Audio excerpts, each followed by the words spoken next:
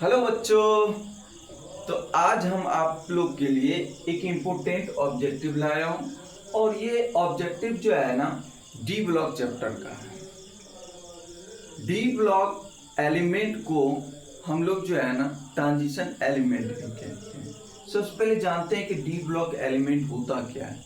इसका अंतिम इलेक्ट्रॉन जो है ना डी ऑर्बिटल में प्रवेश करता है, उसी को हम लोग क्या बोलते हैं, डी ब्लॉक एलिमेंट कहते हैं। और डी ब्लॉक एलिमेंट को ही ट्रांजिशन एलिमेंट भी कहते हैं। अच्छा, ट्रांजिशन एलिमेंट क्यों कहते हैं? क्योंकि यह एस ब्लॉक और पी ब्लॉक के बीच के प्रॉपर्टी को रखता है। ठीक है, अब यहाँ पे हम लोग जो है ना ऑब्जेक्टिव देखते हैं। कह रहा है कि इनमें से कौन कलर्ड है।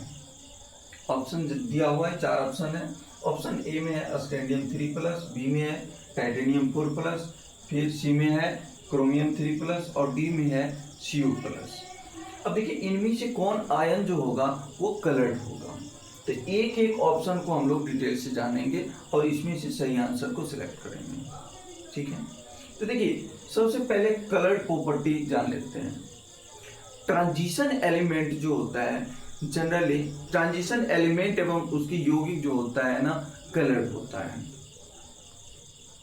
इनमें अनपेयर्ड इलेक्ट्रॉन की उपस्थिति के कारण ये कलर्ड होता है, और अनपेयर्ड इलेक्ट्रॉन जो होता है वो डीडी ट्रांजिशन में चला जाता है, और डीडी ट्रांजिशन में जाने के कारण जो है ट्रांजिशन एलिमेंट कलर्ड होते हैं।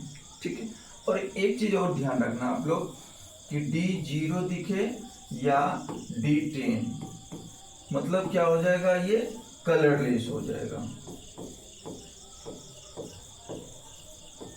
D0 होगा या D10 होगा तो क्या हो जाएगा, कलरलेस हो जाएगा। D1 से लेके D9 तक, यानी कि ये अब क्या हो जाएगा, कलर्ड हो जाएगा। इतना ध्यान रखना है। ठीक है, अब हम एक एक ऑप्शन को हम लोग चेक करते हैं कि कौन सा कलर्ड है या फिर कौन कलरलेस है। लेकिन सही आंसर क्या होगा, जो कलर्ड होगा उसको हम लोग को सिलेक्ट करना है। लेकिन फिर भी हम लोग जो है डिटेल से जान लेते हैं। ठीक है, चलिए ये याद रखना, D0 या D10 तो कलरलेस हो जाएगा, नहीं तो D1 से लेके 9 तक इलेक्ट्रॉन रहेगा तो D ऑर्बिटल में 1 से लेके 9 तक तो ये कलर्ड हो जाएगा। ठीक है, चलिए अब हम लोग जो है ऑप्शन ए लेते हैं और उसके बाद फिर चेक करते हैं ये कौन सा है। चलिए ऑप्शन ए स्कैंडियम 3+। सबसे पहले स्कैंडियम का हम लोग क्या करते हैं, इलेक्ट्रॉनिक कॉन्फ़िगरेशन लिख लेते हैं। 4s2 3d1, ये इसका इलेक्ट्रॉनिक कॉन्फ़िगरेशन होता है स्कैंडियम का। जबकि यहाँ पे हमको देखना है स्कैंडियम 3+। तो ये 3+ का मतलब हो गया कि 3 इलेक्ट्रॉन का लॉस कर दिया है। अब बचा कितना, 3 इलेक्ट्रॉन अगर वैलेंस शेल से निकल जाता है तो बचा कितना इलेक्ट्रॉन, 18, यानी कि 4s0 हो जाएगा। पहले 4s यानी कि वैलेंस शेल से इलेक्ट्रॉन निकलता है, इसमें से 2 इलेक्ट्रॉन निकल गया, लेकिन यहाँ पे 2 ही इलेक्ट्रॉन था, 2 इसमें से निकल गया और D से भी 1 इलेक्ट्रॉन निकल गया, तो D क्या हो गया, 0 हो गया। D 0 हो गया मतलब ये क्या हो गया, कलरलेस, तो ये ऑप्शन नहीं होगा।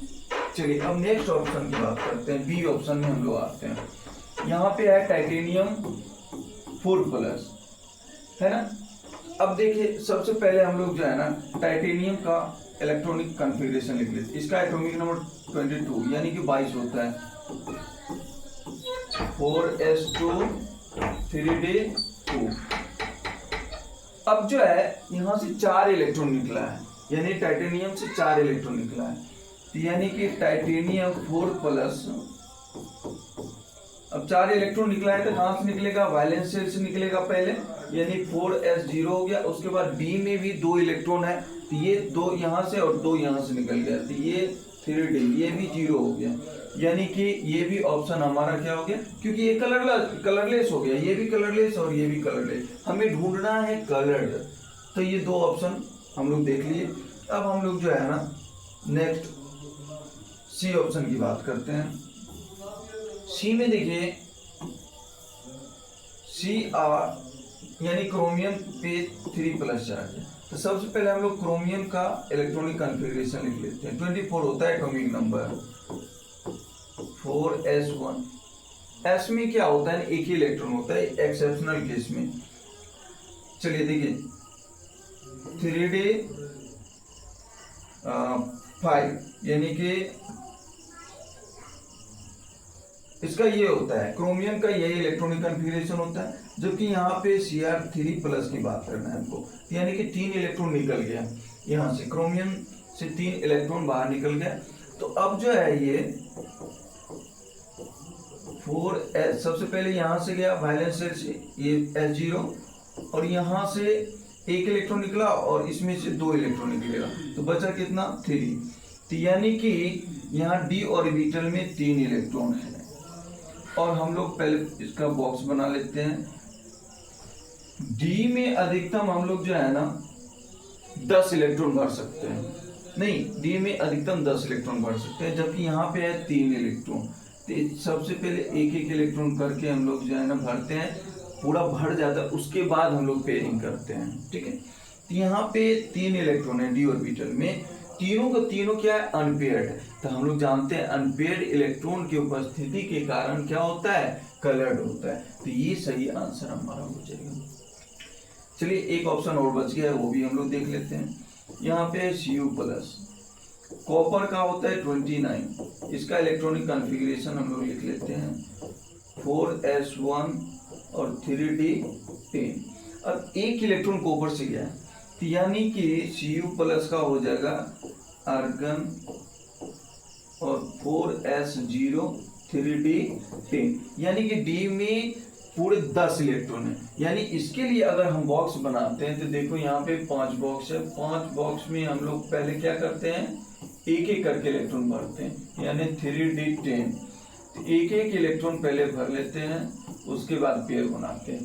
तो यानी कि एक एक इलेक्ट्रॉन भर लिए 5 बॉक्स में, है हमारे पास 10, तो ये पेयर बन जाएगा, इसमें एक एक इलेक्ट्रॉन भर दिए। अब टोटल इलेक्ट्रॉन जो है फुलफिल हो गया, यानी कि d10 हमने बता दिया है कि d10 रहेगा, यानी कि पेयर्ड इलेक्ट्रॉन की उपस्थिति के कारण कलरलेस हो जाता है। तो ये हमारा ऑप्शन नहीं है, सही आंसर हमारा Cr3+ है, ठीक है। आशा करते हैं कि ये वीडियो आपको अच्छा लगा होगा और आपको समझने में भी कोई परेशानी नहीं हुई होगी। तो चलिए फिर मिलते हैं नेक्स्ट वीडियो में। आप लोग जो है ना लाइक, कमेंट्स और हमारे चैनल को सब्सक्राइब कीजिए। थैंक यू, फिर मिलते हैं नेक्स्ट वीडियो में।